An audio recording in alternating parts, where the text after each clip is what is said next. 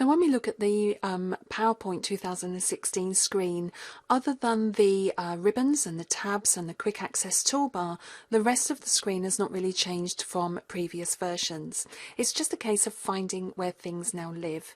Now there is new functionality in the new PowerPoint versions, such as using sections. And sections are very useful for when you want to divide up your presentation to make it more manageable, more easy to navigate and find. So for example, in a 100 slide presentation, your first 10 slides may be in a section called Introduction, and the next 10 slides could be in a section named by an actual topic that you're talking about, or maybe by department. Another reason it's very useful is that you can then have multiple people taking responsibility or accountability for particular sections. So it's much easier to say, okay, you deal with the section called and give them the name, and then say to another group to work on a completely different section.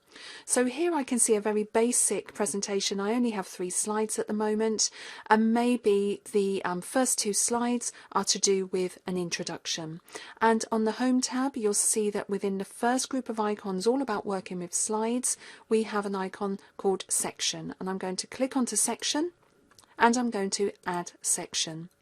And I can see now over on the left hand side of the screen that I have an untitled section. Now I can either click and right mouse click onto there and choose to rename, or you can just type over. So I'm going to call this Introduction. It may be then from slide 3 that it's going to be about a particular topic. So again, I'm going to go Section, add section, and I'm going to right mouse click, and I'm just going to call this topic A for the moment. So I can see now that I have 2 sections. When you have a very large presentation, it's then very easy to collapse the sections, and this shows you how many slides are within each section, but it also gives you much more room here and is able to let you navigate. So it's a little bit like a table of contents. If you no longer want the actual section, you can choose to remove section,